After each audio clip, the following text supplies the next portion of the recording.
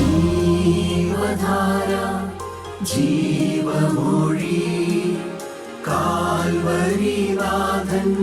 സ്നേഹമൊഴി തിരുനിറത്താൽ ജീവനേകും യേശുനാഥന്റെ ജീവമൊഴി ജീവധാര ജീവധാര ജീവധാര.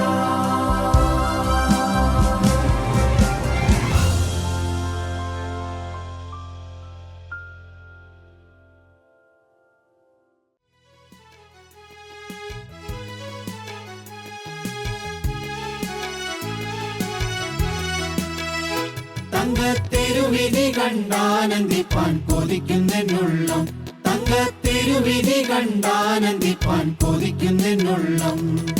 മുമ്മുന്നു ഗോപുരം ദിക്കുനാലിങ്കലും മധ്യത്തിൽ മന്ദിരം സർവരത്നങ്ങളാൽ, മുമ്മുന്നു ഗോപുരം ദിക്കുനാലിങ്കലും മധ്യത്തിൽ മന്ദിരം സർവരത്നങ്ങളാൽ. ദീർഘയുഗായുഗങ്ങളാൽ വാണിടാം പ്രിയനുമായതിൽ, ദീർഘയുഗായുഗങ്ങളാൽ വാണിടാം പ്രിയനുമായതിൽ.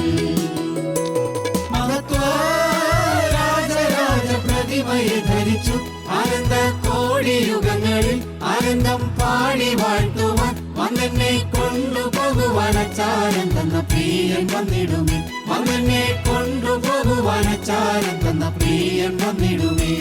മഹത്വ രാജരാജ പ്രതിമയെ ധരിച്ചു ആനന്ദ കോടിയുഗങ്ങളിൽ ആനന്ദം പാടി വാഴ്ത്തുവാൻ വന്നെന്നെ കൊണ്ടുപോകുവാൻ അച്ചാരം തന്ന പ്രിയൻ വന്നിടുമേ, വന്നെന്നെ കൊണ്ടുപോകുവാൻ അച്ചാരം തന്ന പ്രിയൻ വന്നിടുമേ, വന്നെന്നെ കൊണ്ടുപോകുവാൻ അച്ചാരം തന്ന പ്രിയൻ വന്നിടുമേ, വന്നെന്നെ കൊണ്ടുപോകുവാൻ അച്ചാരം തന്ന പ്രിയൻ വന്നിടുമേ.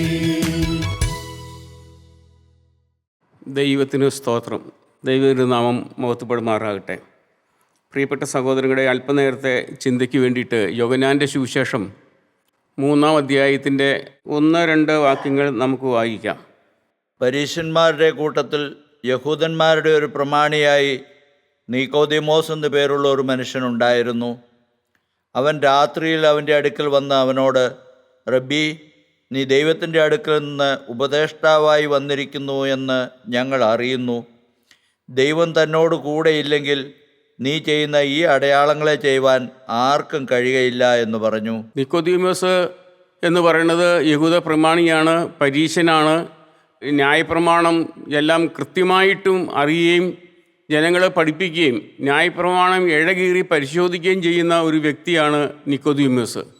ഈ നിക്കോദീമോസിന് യേശു എങ്ങനെയുള്ളവനെന്ന് ഒന്നറിയണം, യേശുവിൻ്റെ അടുത്തൊന്ന് വരണം. പക്ഷേ നിക്കോദീമോസിന് പകല് വരാൻ ബുദ്ധിമുട്ടാണ്.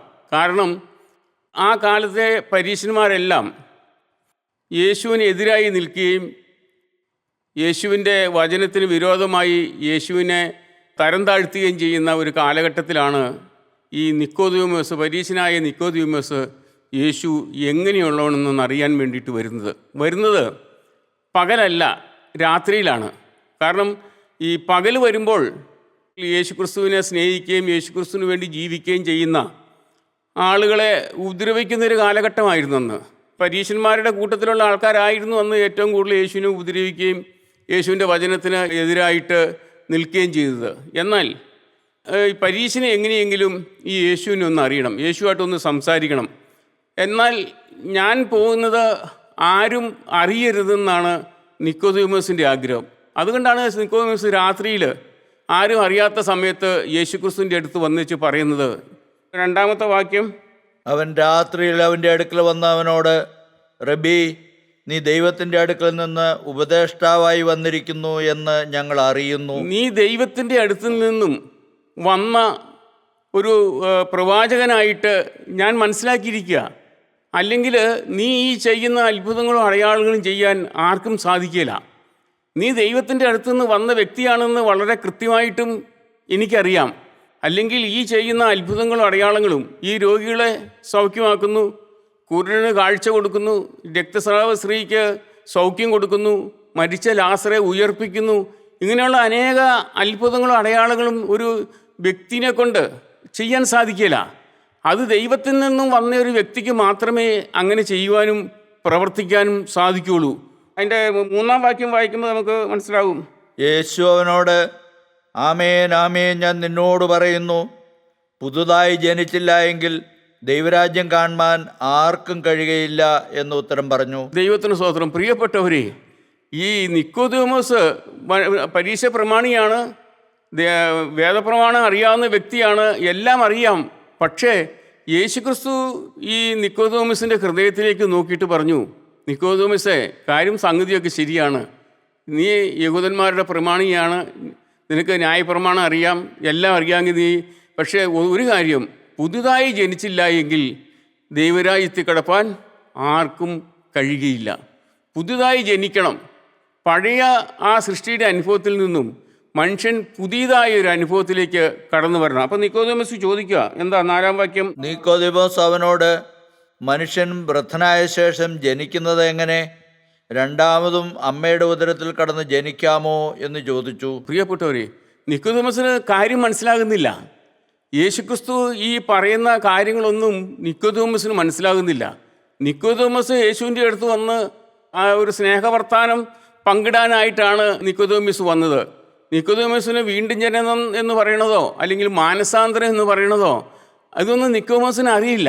കാര്യം യഹൂദന്മാരുടെ പ്രമാണിയാണെങ്കിലും ഇതറിയണമെന്നില്ല. ഇന്നും നമ്മുടെ നാട്ടിലുള്ള പല സംഘടനകളിലുള്ള ആൾക്കാർ പല കാര്യങ്ങളും ചെയ്യുകയും എടുക്കുകയും ചെയ്യുന്നുണ്ടെങ്കിലും ഈ നിത്യജീവനെ പ്രാപിക്കണം എന്നുള്ള കാര്യങ്ങൾ അറിയാവുന്നവർ ചുരുക്കം ആൾക്കാരുള്ളൂ. നമ്മൾ പല സംഘടനകളിലൊക്കെ ഉള്ള ആൾക്കാരാണല്ലോ. പക്ഷേ ഒരു വീണ്ടും ജനനം, ഒരു പുതുതായി ജനിക്കണം അല്ലെങ്കിൽ മാനസാന്തരപ്പെടണം എന്ന് പറയുമ്പോൾ അത് സാധാരണ ആൾക്കാർക്ക് ഇന്ന് സമൂഹത്തിൽ അറിയില്ല. ഇരുട്ടിൽ തപ്പി നടക്കുന്ന ഒരു സാഹചര്യത്തിലാണ് ഇന്ന് നമ്മൾ അനേകരും നടക്കുന്നത്. ഇരുട്ടിൽ തപ്പി നടക്കുന്ന ഒരു ജീവിതം. ദൈവത്തിന് സ്തോത്രം. പ്രിയപ്പെട്ടവരെ, ഞാൻ ഒരു ദിവസം ഒരു പുസ്തകത്തിൽ വായിക്കുകയുണ്ടായി. ഒരു സന്യാസി താമസിക്കുമ്പോൾ സന്യാസിയുടെ കൂടെ ഒരു ശിഷ്യനും ഉണ്ടായിരുന്നു. സന്യാസിയും ശിഷ്യനും താമസിക്കുന്ന സമയത്ത് സന്യാസി പറഞ്ഞു, ഗുരു, ഞാൻ എൻ്റെ വീട്ടിലൊന്ന് പോയിട്ട് വരട്ടെ. ഈ ഗുരു പറഞ്ഞു, മകനെ, നീ ഇപ്പോൾ പോകുന്നത് എന്താ? ഇപ്പോൾ രാത്രിയല്ലേ, ഇരുട്ടല്ലേ, ഇപ്പോൾ രാത്രിയിൽ എന്തിനാ പോകുന്നത്? നമുക്ക് നേരം വെളുത്തിട്ട് പോകാമെന്ന് പറഞ്ഞു. അപ്പോൾ ആ ശിഷ്യൻ അന്ധനായ ഒരു മനുഷ്യനായിരുന്നു. ശിഷ്യൻ പറഞ്ഞു, ഗുരു, ഈ അന്ധനായി എനിക്ക് രാത്രിയും പകലും തമ്മിലൊരു വ്യത്യാസവും ഇല്ലല്ലോ, രാത്രി ഏതും പകലായാലും എനിക്കെപ്പോഴും ഇരുട്ട് തന്നെയാണ് എന്ന് പറഞ്ഞു. അങ്ങനെ ഈ ശിഷ്യൻ വീട്ടിൽ പോകാനായിട്ട് യാത്രയായി. അന്നേരം സന്യാസി ഒരു കാര്യം ചെയ്തു, ഒരു വിളക്ക് കത്തിച്ച് ഈ ശിഷ്യൻ്റെ കയ്യിൽ കൊടുത്തു. അന്നേരം ശിഷ്യൻ ചോദിച്ചു, ഗുരു, ഈ അന്ധനായി എനിക്കെന്തിനാണ് ഈ വിളക്ക്?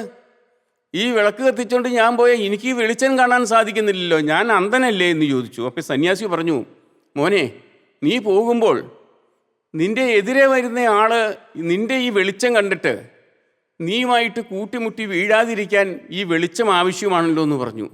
അങ്ങനെ ഈ ശിഷ്യൻ ഈ സന്യാസി കത്തിച്ചു കൊടുത്ത ആ വിളക്കുമായിട്ട് യാത്ര ചെയ്തു.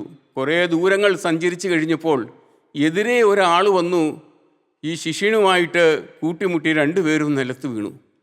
ഈ ശിഷ്യൻ ചോദിച്ചു, ഞാൻ ഇത്രയും പ്രകാശമായിട്ട് നിൻ്റെ അടുത്ത് വന്നിട്ട് നിനക്ക് എന്നെ കാണാൻ കഴിഞ്ഞില്ലല്ലോ, നീ എന്തിനാണ് എന്നെ മുട്ടി വീഴ്ചത് എന്ന് ചോദിച്ചപ്പോൾ എതിരെ വന്ന ആൾ പറഞ്ഞു, നിങ്ങളുടെ കയ്യിൽ വെളിച്ചമുള്ളത് ഞാൻ കണ്ടില്ലല്ലോ, നിങ്ങളുടെ കയ്യിൽ ഒരു പ്രകാശമുള്ളതായിട്ട് ഞാൻ കണ്ടില്ലല്ലോ എന്ന് പറഞ്ഞു.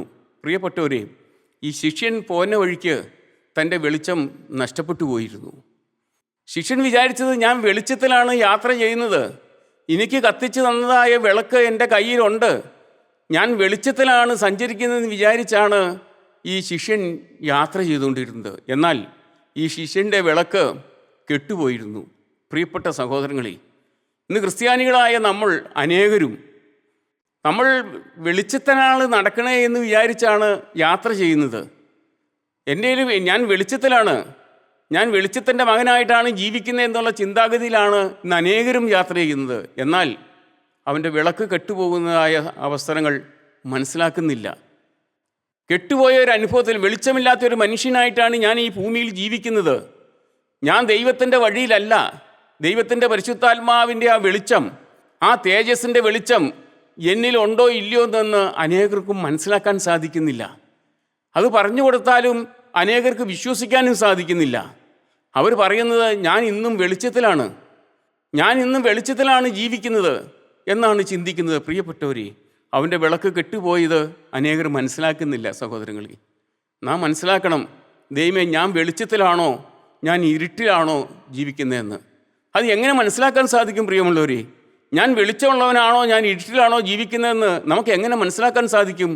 നമ്മുടെ സ്വഭാവം എങ്ങനെ ഇരിക്കുന്നു? ദൈവം സന്തോഷിക്കുന്ന രീതിയിലുള്ള പ്രവൃത്തിയാണോ ഞാൻ ചെയ്യുന്നത്? എന്നിൽ ദൈവം ആഗ്രഹിക്കുന്ന പ്രവൃത്തി വെളിച്ചത്തിൻ്റെ പ്രവൃത്തിയാണോ ഞാൻ ചെയ്യുന്നത്, അതോ ഇരുട്ടിൻ്റെ പ്രവൃത്തിയാണോ ഞാൻ ചെയ്യുന്നതെന്ന് എന്നിൽ തന്നെ നോക്കിയാൽ ആരും പറഞ്ഞു തരാതെ നമുക്ക് മനസ്സിലാക്കാൻ സാധിക്കും. ഇന്ന് അനേകർ ഇരുട്ടിൻ്റെ പ്രവൃത്തി ചെയ്യുന്നവരാണ്. ദൈവത്തെ വേദനിപ്പിച്ച്, ദൈവത്തിൻ്റെ കാര്യപരിപാടികളെ ദുഃഖിപ്പിച്ച്, ദൈവത്തിൽ ആശ്രയിക്കാതെ, കാവലൂർ ക്രൂശിൽ അവസാനത്തെ തുള്ളി രക്തം വരെ നമുക്ക് വേണ്ടി ചൊരിഞ്ഞു തന്ന നമ്മുടെ അരിമരക്ഷകനായ യേശുവിൻ്റെ സ്നേഹം മനസ്സിലാക്കാതെ ഇന്ന് ഇരുട്ടന്വേഷിച്ച് നിൽക്കുന്ന മനുഷ്യരാണ് ഇന്ന് അനേകരും ഇന്ന് ഈ ലോകത്തിൽ ജീവിക്കുന്നത്. അവർ പറയുന്നത് ഞാനും വെളിച്ചത്തിലാന്നാ. ഞാൻ വഴിപാട് കഴിക്കുന്നുണ്ട്, നേർച്ച കാഴ്ചകൾ കഴിക്കുന്നുണ്ട്, പള്ളിയിൽ പോകുന്നുണ്ട്, ആരാധനയിൽ പങ്കെടുക്കുന്നുണ്ട്, വനിതാ സമാജത്തിൽ പങ്കെടുക്കുന്നുണ്ട്, യൂത്ത് ലീഗിൽ ഞാൻ പ്രവർത്തിക്കുന്നുണ്ട്. അങ്ങനെ അനേക കാര്യങ്ങളിലാണ് മനുഷ്യൻ ആശ്രയിച്ച് നിൽക്കുന്നത്. പക്ഷേ എന്നിൽ വെളിച്ചമുണ്ടോ? ദൈവത്തിൻ്റെ പരിശുദ്ധാത്മാവാകുന്ന വെളിച്ചം എന്നിൽ കത്തിയാണോ നിൽക്കുന്നതെന്ന് അനേകർ ചിന്തിക്കുന്നില്ല. ചടങ്ങുകളുണ്ട്, ആരാധനകളുണ്ട്, എല്ലാമുണ്ട് പ്രിയമുള്ളവർ, ഒന്നിനും കുറവില്ല. പക്ഷേ ദൈവ തേജസ് ഒരു മനുഷ്യനിൽ കത്തിയാണോ നിൽക്കുന്നത്? അവൻ ദൈവത്തിൻ്റെ തേജസ്സിലാണോ ജീവിക്കുന്നതെന്ന് അനേകർ മനസ്സിലാക്കുന്നില്ല. പ്രിയപ്പെട്ടവരെ, എനിക്കൊരു കാര്യം മനസ്സിലായി. മനുഷ്യന് യേശുക്രിസ്തുവിനെ സ്നേഹിച്ച് യേശുക്രിസ്തുവിൽ വിശ്വസിച്ച് ജീവിക്കുമ്പോൾ അവൻ്റെ പാപത്തിന്മേൽ ദൈവം ജയം കൊടുക്കും. പക്ഷേ നമ്മുടെ ഒരു മനുഷ്യൻ്റെ പുറമെയുള്ള പാപം മാറുന്നത് മാത്രമല്ല ദൈവരാജ്യത്തിലേക്ക് പോകാൻ പറ്റുന്നത്. ദൈവരാജ്യത്തേക്ക് പോകണമെങ്കിൽ നമ്മുടെ അകവും കൂടി ശരിയാവണം. മനുഷ്യൻ്റെ അകം, എൻ്റെ ഹൃദയത്തിൽ വരുന്ന ചിന്തകൾ, എൻ്റെ ആഗ്രഹങ്ങൾ, എൻ്റെ ഹൃദയത്തിൽ കൂടി ഓടിക്കൊണ്ടിരിക്കുന്ന തിരമാല മാതിരി ഓടിക്കൊണ്ടിരിക്കുന്നതായ കഴിഞ്ഞകാല പാപങ്ങൾ എന്നിൽ ഇപ്പോഴും ഞാനത് ചിന്തിച്ച് ഞാനതിൽ സന്തോഷിക്കുന്നുണ്ടോ എന്ന് നാം ചിന്തിക്കണം. അനേകർക്ക് പറ്റുന്ന കുഴപ്പം എന്താണെന്ന് വെച്ച് കഴിഞ്ഞാൽ, അവർ ദൈവത്തിൻ്റെ വചനം കേട്ട് കുറേ കാലം വചനം കേട്ട് കഴിയുമ്പോൾ അവനൊരു മാനസാന്തരത്തിൻ്റെ അനുഭവത്തിലേക്ക് വന്നു. നല്ലത്, ആരംഭം നല്ലത് തന്നെ. പക്ഷേ നിൻ്റെ ഹൃദയഭാവത്തിന്മേൽ, നിൻ്റെ ഹൃദയത്തിൽ വരുന്ന ചിന്തയിന്മേൽ നിനക്ക് ജയജീവിതമുണ്ടോ? ഹൃദയത്തിൽ വരുന്ന ചിന്തയിൽ നിനക്ക് ജയജീവിതമുണ്ടോ എന്നാണ് നമ്മൾ നോക്കേണ്ടത്. പ്രിയപ്പെട്ടവരെ, ഇത് നമ്മൾ അവസാനത്തെ സമയത്തെ നമുക്കിത് മനസ്സിലാകുകയുള്ളൂ. ഇപ്പോൾ ആര് നോക്കിയാലും ഞാൻ മാന്യനാ, ഞാൻ നല്ല രീതിയിലാണ് ജീവിക്കുന്നത്, ഞാൻ മോഷ്ടിക്കുന്നില്ല, ഞാൻ വ്യഭിചാരം ചെയ്യുന്നില്ല, പിടിച്ചു പറിക്കുന്നില്ല, കൊലപാതകം ചെയ്യുന്നില്ല, അടി വീടി അങ്ങനെയുള്ള പ്രവൃത്തിയിലേക്ക് ഞാൻ പോകുന്നില്ല, ഞാൻ വേദവസ്തുവും എടുത്ത് വചനം കേൾക്കാൻ പോകുന്നു, വചനം കേട്ട് വീട്ടിൽ വരുന്നു, ഞാൻ ആരെയും ഉപദ്രവിക്കുന്നില്ല. റൈറ്റ്, കൊള്ളാം. പക്ഷേ അത് മാനസാന്തരത്തിൻ്റെ ഒരു ആരംഭമേ ആയിട്ടുള്ളൂ. നിൻ്റെ ഹൃദയത്തിൽ വരുന്ന ചിന്തകൾ, നിൻ്റെ ഹൃദയ ചിന്തയിൽ നീ രാത്രിയിൽ കിടന്നുറങ്ങുമ്പോൾ, ഉറക്കമില്ലാതെ കിടക്കുമ്പോൾ നിൻ്റെ ഹൃദയത്തിൽ കൂടെ പോകുന്ന ചിന്തകൾ ദൈവത്തെ സ്നേഹിക്കുന്ന ചിന്തകളാണോ നിന്നിൽ കൂടി പോകുന്നത്? അതെയോ മ്ലേച്ഛകരമായ ചിന്തകളും വിചാരങ്ങളും വികാരങ്ങളും കൊണ്ട് നിൻ്റെ ഹൃദയം തിങ്ങിയിരിക്കുവാണോ എന്ന് പ്രിയപ്പെട്ട സഹോദരന്മാരെ നിങ്ങൾ ചിന്തിക്കണം. അനേകർ പെട്ടുകിടക്കുന്ന ഒരു വിഷയം ഇതാണ്. കാരണം പല ആളുകളുടെയും മരണക്കിടക്കയിൽ വരുമ്പോഴാണ് അവൻ്റെ യഥാർത്ഥമായ ഒരു അവസ്ഥ മനസ്സിലാക്കുന്നത്. മരണക്കിടക്കയിൽ മരിക്കാൻ കിടക്കുമ്പോൾ കൈയും കാലും പൊങ്ങിയല്ലാതെ തളർന്ന ഒരു അവസ്ഥയിലേക്ക് വരുമ്പോൾ അവൻ്റെ വായിൽ നിന്ന് വരുന്ന വാക്കുകൾ, സംസാരിക്കുന്ന വാക്കുകൾ എല്ലാം എന്തോ ഒരു അട്ടഹാസമാണ്. ദൈവത്തിൻ്റെ വചനം കേട്ട് അതുപോലെ ജീവിച്ച് ദൈവ ശുശ്രൂഷ ചെയ്ത ആൾക്കാരുടെ വരെയും പല ആൾക്കാരുടെയും മരണക്കിടക്കയിൽ അവർ കാണിക്കുന്നതായ കാര്യങ്ങളും പ്രയാസങ്ങളും കാണുമ്പോൾ ഭയന്നു പോകും. പ്രിയമുള്ളവർ, പുറമേ മാറി പാപം ചെയ്യുന്നില്ല, മാനസാന്തരപ്പെട്ട് എല്ലാമേ ശരിയാണ്, വചനം അനുസരിച്ചാണ് ജീവിക്കുന്നത്. പക്ഷേ ഹൃദയഭാവത്തിന്മേൽ ജയമില്ലാതെ പോകുന്ന അനേക ക്രിസ്ത്യാനികൾ ഇന്ന് ജീവിക്കുന്നുണ്ട്. അനേകരും അങ്ങനെയാണ് ജീവിക്കുന്നത്. നിക്കോദീമോസിന് അതാ ചിന്തിച്ചേ, ഞാൻ എങ്ങനെയാ പുതുതായി ജനിക്കുന്ന, ഇനി അമ്മയുടെ ഉദരത്തിൽ കയറിയിട്ട് ഒന്നോടെ വീണ്ടും പുറത്തു വരേണ്ട, അങ്ങനെയാണോ ചിന്തിക്കുന്നത്? പുതുതായി ജനിക്കണം എന്ന് പറയുമ്പോൾ എന്താണ് പുതിയ ജീവിതം? കാരണം ഞാൻ ന്യായപ്രമാണം അനുസരിച്ച് ജീവിക്കുന്ന മനുഷ്യനാണ്. ന്യായപ്രമാണത്തിൽ വള്ളിക്കും പുള്ളിക്കും തെറ്റില്ലാതെ ജീവിക്കുന്ന പരീക്ഷന്മാരുടെ പ്രമാണിയാണ് ഞാൻ. ആ ഒരു എന്നോട് പുതിയതായി ജനിക്കണം എന്ന് പറഞ്ഞാൽ അത് എന്താണെന്ന് നിക്കോദെമോസിന് മനസ്സിലായില്ല. വായിക്കാം നമുക്ക് 5-ാമത്തെ വാക്യം. അതിനെ യേശു, ആമേൻ ആമേൻ ഞാൻ നിന്നോട് പറയുന്നു, വെള്ളത്താലും ആത്മാവിനാലും ജനിച്ചില്ല എങ്കിൽ ദൈവരാജ്യത്തിൽ കടപ്പാൻ ആർക്കും കഴിയുകയില്ല. ദൈവത്തിന് സ്തോത്രം. പ്രിയപ്പെട്ടവരെ, യേശുക്രിസ്തു അവനോട് പറഞ്ഞു, നിക്കോദെമോസേ, അങ്ങനെയല്ല, വെള്ളത്തിനാലും ആത്മാവിനാലും ജനിക്കണം. വെള്ളത്തിനാലും ആത്മാവിനാലും ജനിച്ചില്ല എങ്കിൽ ദൈവരാജ്യത്തിൽ കടപ്പാൻ ആർക്കും കഴിയില്ല. എന്താണ്? നമുക്ക് 1 പത്രോസ് 1:23 നമുക്കൊന്ന് വായിച്ച് കേൾക്കാം. 1:23. 1 പത്രോസ് 1:23. കെടുന്ന ബീജത്താലല്ല, കെടാത്തതിനാൽ ജീവനുള്ളതും നിലനിൽക്കുന്നതുമായ ദൈവവചനത്താൽ തന്നെ നിങ്ങൾ വീണ്ടും ജനിച്ചിരിക്കുന്നു. കെടുന്ന ബീജത്താലല്ല, കെടാത്ത ബീജത്താൽ, അതായത് വചനത്താൽ, ദൈവത്തിൻ്റെ വചനത്താൽ വീണ്ടും ജനിക്കണം. ദൈവത്തിൻ്റെ വചനം കേട്ട് മാനസാന്തരപ്പെട്ട് ദൈവ വഴികളെപ്പറ്റി മനസ്സിലാക്കി വീണ്ടും ജനിക്കണം. അതായത് വചനം കേട്ട് മാനസാന്തരപ്പെട്ട്. വചനമാണ് വെള്ളം എന്ന് പറയുന്നത്. വേദോസത്തിൽ പല സ്ഥലത്തും വചനത്തെ സൂചിപ്പിക്കുന്നു. ദൈവത്തിന് സ്തോത്രം. ആത്മാവിനാലും ജനിക്കണം. നമുക്ക് വായിക്കാം. എക്കെസ്കേലിൻ്റെ പുസ്തകം 37:9 നമുക്കൊന്ന് വായിച്ചേക്കാം. അപ്പോൾ അവൻ എന്നോട് കൽപ്പിച്ചത്, കാറ്റിനോട് പ്രവചിക്ക. മനുഷ്യപുത്ര, നീ പ്രവചിച്ച് കാറ്റിനോട് പറയേണ്ടത്, യഹോവയായ കർത്താവ് ഇപ്രകാരം അരുളി ചെയ്യുന്നു, ശ്വാസമേ, നീ 4 കാറ്റുകളിൽ നിന്നും വന്ന് ഈ നിഹതന്മാർ ജീവിക്കേണ്ടതിന് അവരുടെ മേൽ ഊതുക. ദൈവത്തിന് സ്തോത്രം. കാറ്റ് എന്ന് പറയുന്നത് പരിശുദ്ധാത്മാവിനെ കാണിക്കുന്നു. പ്രിയമുള്ളവരെ, കാറ്റ് എന്ന് പറയുന്നത് പരിശുദ്ധാത്മാവിനെ കാണിക്കുന്നു. കാറ്റ് ഒരു മനുഷ്യൻ്റെ മേൽ ഊതുക എന്ന് പറയുന്നത് അത് പരിശുദ്ധാത്മാവ് ഒരു മനുഷ്യൻ്റെ മേൽ വരുന്ന അവസ്ഥയാണ്. ആദ്യം നാം ദൈവത്തിൻ്റെ വചനം കേട്ട് മാനസാന്തരപ്പെടണം. മാനസാന്തരപ്പെട്ട് കഴിയുമ്പോൾ ദൈവത്തിൻ്റെ പരിശുദ്ധാത്മാവിനാലുള്ള സ്നാനവും കൂടി ആ മനുഷ്യന് ലഭിക്കും. നിക്കോദെമോസിന് ഇതെല്ലാം പറഞ്ഞിട്ടും മനസ്സിലാകുന്നില്ല. അവസാനം യേശുക്രിസ്തു പറഞ്ഞു, മോശ മരുഭൂമിയിൽ സർപ്പത്തെ ഉയർത്തിയതുപോലെ മനുഷ്യപുത്രനെയും ഉയർത്തേണ്ടതാകുന്നു. നിക്കോദെമോസും യേശുവായിട്ട് സംസാരിക്കാം. അവർ വളരെ സ്നേഹത്തിലാണ് സംസാരിക്കുന്നത്. എങ്ങനെയെങ്കിലും ദൈവവചനം അവന് പറഞ്ഞു കൊടുത്ത് മനസ്സിലാക്കണമെന്ന് യേശുക്രിസ്തുവിന് ആഗ്രഹമുണ്ട്. നിക്കോദെമോസിന് മനസ്സിലാവാത്തതിൻ്റെ പേരിൽ യേശുക്രിസ്തു പറയുക, മോശ മരുഭൂമിയിൽ സർപ്പത്തെ ഉയർത്തിയതുപോലെ മനുഷ്യപുത്രനെയും ഉയർത്തേണ്ടതാകുന്നു എന്ന്. ദൈവത്തിന് സ്തോത്രം. പ്രിയപ്പെട്ടവരെ, നിക്കോദെമോസിന് അന്നേരവും പിടികിട്ടിയില്ല. വീണ്ടും യേശു പറഞ്ഞു, യോഹന്നാന്റെ സുവിശേഷം 3-ാം അധ്യായത്തിൻ്റെ 16-ാമത്തെ വാക്യം, തൻ്റെ ഏകജാതനായ പുത്രനിൽ വിശ്വസിക്കുന്ന ഏവനും നശിച്ചു പോകാതെ നിത്യജീവൻ പ്രാപിക്കേണ്ടതിന് അവനെ നൽകുവാൻ തക്കവണ്ണം ദൈവം ലോകത്തെ സ്നേഹിച്ചു. ദൈവം ലോകത്തെ സ്നേഹിച്ചത് തൻ്റെ പുത്രനെ തന്നുകൊണ്ടാണ്. യേശുക്രിസ്തു മരിക്കാനായിട്ട് വന്നിരിക്കുകയാണ്. മോശ മരുഭൂമിയിൽ സർപ്പത്തെ ഉയർത്തിയതുപോലെ യേശുവിനെ ഉയർത്തും. യേശുവിലേക്ക് നോക്കുന്നവന്, ക്രിസ്തുവിൻ്റെ ക്രൂശിലേക്ക് നോക്കുന്നവന്, ക്രിസ്തുവിൻ്റെ തിരുമുറവിലേക്ക് നോക്കുന്നവന് അവന് നിത്യജീവനും കിട്ടും. യേശുവിനെ തിരിച്ചറിഞ്ഞ് യേശുവിൻ്റെ സ്നേഹത്തെ മനസ്സിലാക്കി യേശുവിന് വേണ്ടി ജീവിതം കൊടുത്ത് ജീവിക്കുന്ന ഏത് വ്യക്തിക്കും, പ്രിയപ്പെട്ട സഹോദരങ്ങളെ, അവന് നിത്യജീവൻ കൊടുക്കും. ഈ നിക്കോദെമോസിനെ പോലെ വന്നവരാണ് അപ്പോസ്തലനായ പൗലോസ്. യഹൂദന്മാരുടെ ന്യായപ്രമാണം അതുപോലെ മനസ്സിലാക്കി, അതുപോലെ പഠിച്ച് ന്യായപ്രമാണത്തിനനുസരിച്ച് ജീവിക്കുന്ന ഒരു മനുഷ്യനായിരുന്നു പൗലോസ്. പക്ഷേ യേശുക്രിസ്തുവിൻ്റെ വഴി പൗലോസിന് അറിയാൻ പാടില്ലായിരുന്നു. ക്രിസ്ത്യാനികളെ പിടിച്ചുകെട്ടി ബന്ധിതനാക്കി കൊണ്ടുപോയി അതുപോലെ നശിപ്പിച്ചുകൊണ്ടിരുന്ന ഒരു വ്യക്തിയായിരുന്നു അപ്പോസ്തലനായ പൗലോസ്. പക്ഷേ ഈ ദൈവത്തിൻ്റെ വചനം കേട്ട് കഴിഞ്ഞപ്പോൾ, ദമസ്കോസിൻ്റെ പടിവാതിക്കൽ വെച്ച് അപ്പോസ്തലനായ പൗലോസിന് കർത്താവായ യേശുക്രിസ്തു പ്രത്യക്ഷമായി കഴിഞ്ഞപ്പോൾ, യേശുക്രിസ്തുവിനെ ഉപദ്രവിച്ചതും അവരെ പീഡിപ്പിച്ചതും തെറ്റായിപ്പോയി എന്ന് ഈ അപ്പോസ്തലനായ പൗലോസിന് മനസ്സിലായി. അത് പിന്നീട് വേദോസ്തം നമ്മൾ വായിക്കുമ്പോൾ യേശുക്രിസ്തുവിനെ തിരിച്ചറിഞ്ഞതിന് ശേഷം യേശുക്രിസ്തുവിനെ തള്ളി പറയാത്ത ഒരേ ഒരാൾ അപ്പോസ്തലനായ പൗലോസാണ്. അപ്പോസ്തലനായ പൗലോസ് തൻ്റെ ജീവിതം മരിക്കുന്നത് വഴിയേക്കും, തന്നെ കഴുത്ത് അറുത്ത് കൊല്ലുന്നത് വഴിയേക്കും യേശുക്രിസ്തുവിൻ്റെ സാക്ഷിയായിട്ട് സുവിശേഷം ലോകം മുഴുവനും പരത്തിയ ഒരു വ്യക്തിയാണ് അപ്പോസ്തലനായ പൗലോസ്. എന്നാൽ ഒരു കാര്യം ഞാൻ പറയാം. ഈ നിക്കോദെമോസ് ആദ്യം കാര്യങ്ങളൊന്നും മനസ്സിലായില്ലെങ്കിലും നിക്കോദെമോസ് അങ്ങനെ മനസ്സിലാക്കാതെ പോയെങ്കിൽ തന്നെയും യേശുക്രിസ്തുവിൻ്റെ ഒരു രഹസ്യ വിശുദ്ധനായിരുന്നു. യേശുക്രിസ്തുവിനെ സ്നേഹിക്കുന്ന ഒരു മനുഷ്യനായിരുന്നു നിക്കോദെമോസ്. കാര്യം അന്നേരം ഒന്നും മനസ്സിലായില്ല. നമുക്കാണെങ്കിലും ആദ്യം വചനം കേൾക്കാൻ വരുമ്പോൾ പല കാര്യവും നമുക്ക് പിടികിട്ടിയെന്ന് വരികയില്ല. നമ്മൾ വീണ്ടും ആദ്യം മുതൽ കേട്ടതായ, നമ്മളെ തലമുറകളായിട്ട് കേട്ടതായ ആ വചനങ്ങളും ആ ചരിത്രങ്ങളും സഭാചരിത്രങ്ങളും എല്ലാം പഠിച്ചു വച്ചിരിക്കുന്ന വ്യക്തികളാണ് നമ്മൾ. നമുക്ക് ആദ്യം വചനം കേൾക്കാൻ വരുമ്പോൾ നമുക്കൊന്നും മനസ്സിലായി എന്ന് വരികയില്ല ചില വ്യക്തികൾക്ക്.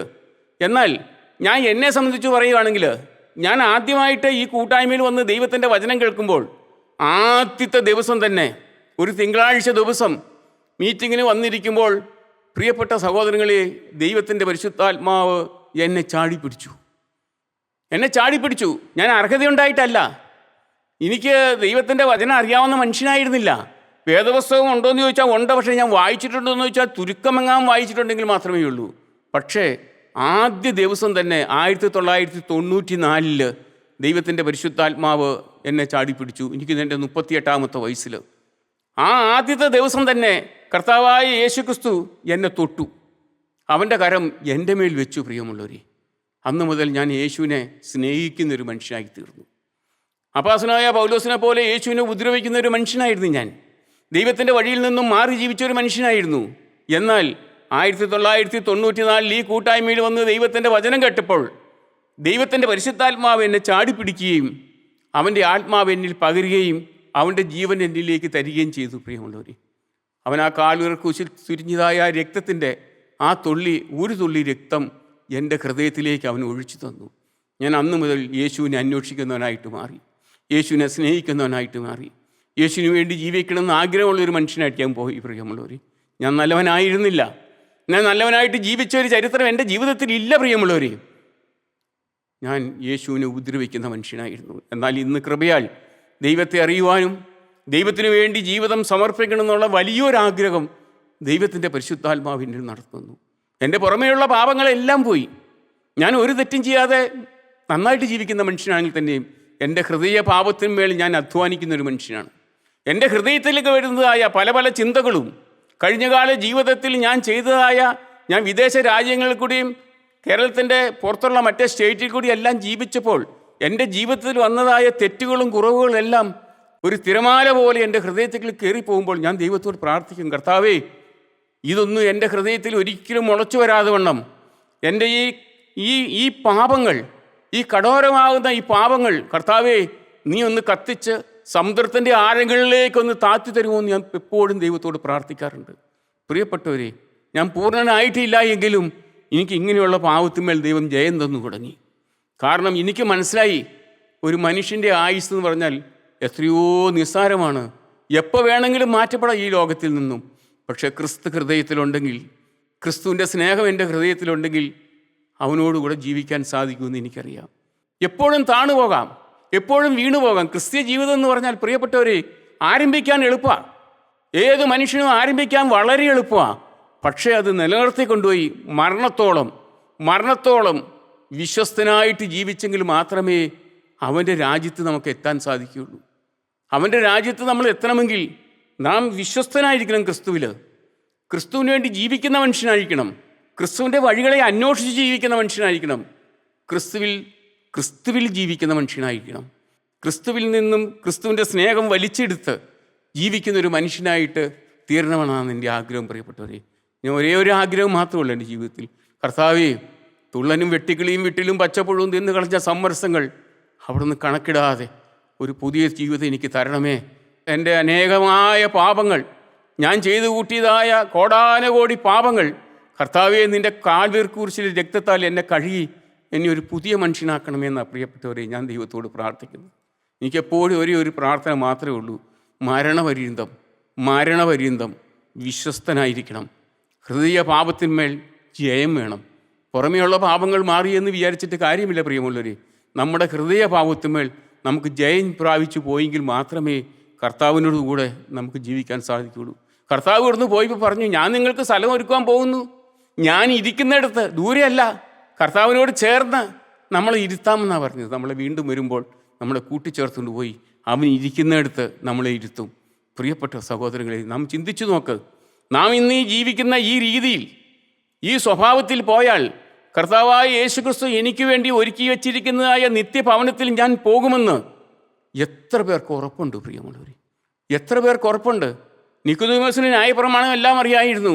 പക്ഷെ പുതിയതായി ജനിക്കുന്നത് എങ്ങനെയാണെന്ന് അറിയാൻ പാടില്ലായിരുന്നു. എന്നാൽ യേശുക്രിസ്തുവിൻ്റെ മരണസമയത്ത്, യേശുക്രിസ്തു മരിച്ച് കാൽവരി ക്രൂശിൽ നിന്ന് ഇറക്കുമ്പോൾ നിക്കോദീമോസ് അരിമദ്യക്കാരൻ യൗസോപ്പിനോട് കൂടെ ഉണ്ടായിരുന്നു പ്രിയമുള്ളവരെ.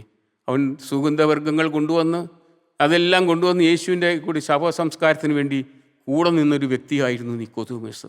ആദ്യം വന്നപ്പോൾ മനസ്സിലായില്ലെങ്കിലും അവൻ്റെ ആഗ്രഹങ്ങൾ ഇങ്ങനെ ക്രിസ്തുവിൽ പിന്തുടർച്ചയായിട്ട് ഇങ്ങനെ പോയിക്കൊണ്ടിരുന്നു. അവൻ ക്രിസ്തുവിനെ സ്നേഹിച്ചുകൊണ്ടിരുന്നു പ്രിയമുള്ളവർ. ഇങ്ങനെ ക്രിസ്തുവിനെ സ്നേഹിക്കുന്ന ഒരു മനുഷ്യനായിട്ട് നിക്കോദീമോസ് ആദ്യം മനസ്സിലായില്ലെങ്കിലും പക്ഷേ ഒരു ക്രിസ്തുവിനെ സ്നേഹിക്കുന്ന മനുഷ്യനായിരുന്നു.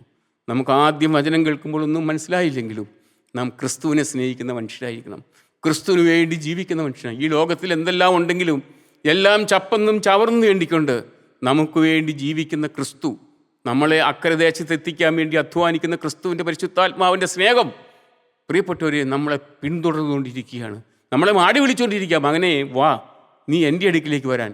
ആ ഒരു വിളി മനസ്സിലാക്കി ക്രിസ്തുവിന് വേണ്ടി സമ്പൂർണ്ണമായിട്ടും വിട്ടുകൊടുത്തുകൊണ്ട് ഒരു പുതിയ ജീവിതം തുടങ്ങാൻ ദൈവത്തിൻ്റെ പരിശുദ്ധാത്മാവ് നമ്മളെ സഹായിക്കട്ടെ. ദൈവത്തിന് സ്തോത്രം.